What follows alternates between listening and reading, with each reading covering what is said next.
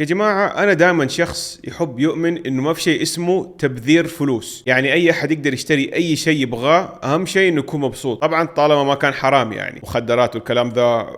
لا، هذا تبذير فلوس. لكن اي شيء تاني طالما الشخص اللي بيشتريه مقتنع ومبسوط خلاص، يعني كفايه، خلاص فلوس وحر فيها. هذا لين ما شفت الشقه هذه يا جماعه. طبعا شايفين هنا مكتوب اغلى شقه في جده. انتوا طبعا في بالكم يعني اوكي شقه ممكن مو مره غاليه، كم ممكن تيجي شقه لو مره فخمه وفي برج كبير ولا حاجه؟ كم 4 مليون 5 مليون؟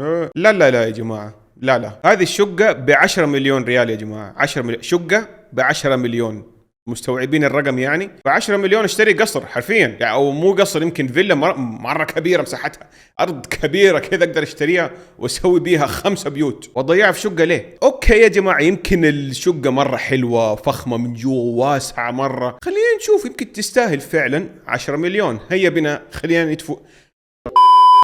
خلينا نتفرج. اليوم حاخدكم تور في أغلى شقة بجدة. البيت من كتر ما هو كبير. طبعا انتم شايفين هذه الصالة اعتقد ولا غرفة الاكل حقت الضيوف، وانا صراحة ماني شايف مساحة يعني مبهرة اللي تقول انه هذا شقة تستاهل 10 مليون. انا شايفها شقة عادية يا عم. شقتي الغرفة ذي اكبر، هذه في شايفها يا جواد مرتاح، حيرتاح هنا اكثر من الشقة هذه، بس عشان حاطين طاولة من الماربل الفاخر والواين جلاسز، استغفر الله العظيم، وحاطين لك لوحة من اوريجينال من ليوناردو جيلي فافوفوفو. خلاص صارت 10 مليون. يلا نكمل، يمكن هذه بس غرفة بسيطة يا خالد. خلينا نكمل نشوف باقي الشقة، يمكن في مساحة أكبر. يلا. الصالة لأصحابك الريتش وصالة الأقاربك الريتش. سمعتوا يا جماعة؟ هذه صالة لأقاربك الريتش، لكن أقاربك اللي ما هم ريتش، مثلا عمتك ولا ولد خالك ولا أي أحد مو هو مرة ريتش قد حاله، تدفل في وجهه في الباب كده.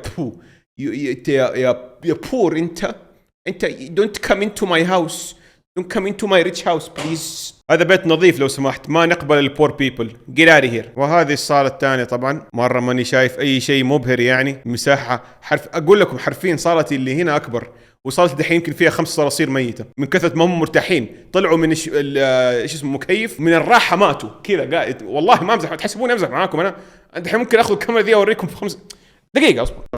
نسيت، نظفنا البيت اليوم فما فيش صراصير الحمد لله. لكن بدون مزح يعني يا جماعة، أنا ماني شايف ليه 10 مليون. الصالة حقتي حرفيا أكبر. أوكي ببالغ شوي، يمكن مو أكبر بس يعني حرفيا يمكن نص المساحة دي، يمكن حتى فوق النص. 10 مليون ريال جميع غرف البيت. أوكي دحين فهمت السعر ليه قد كده، عشان يطل على البحر الأزرق الناعم الصافي.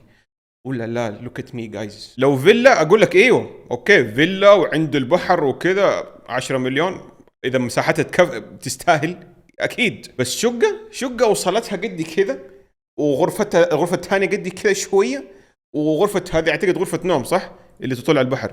ايوه غرفة نوم. يا رجال الله يخلي المنظر اللي عندي. عم حسنين بتاع الفول قاعد يبيع هناك، و5 باكستانيين يقعدوا يتضاربوا كل يوم. الحياة حلوة هناك ورخيص والحمد لله، أهم شيء يكفيني، ما إيش أبغى من البحر، طز في البحر. كلوزت غرفة النوم لوحده حكاية، وبداخله دورة مياه. طبعا شايفين هنا الحمام السحري اللي تحقق فيه كل أمانيك. لما تروح تقضي حاجتك 3 مرات، عفريت حيطلع من التواليت يقول لك شبيك لبيك خرك بين رجلي. طبعا عندك بلكونه جميله تشوف فيها تكسيرات جده قدامك، مناظر خلابه قوي يا جماعه، حلوه يا جماعه. انا شفت شقق اقل من مليون والبلكونه حقتها اكبر من كذا بكثير.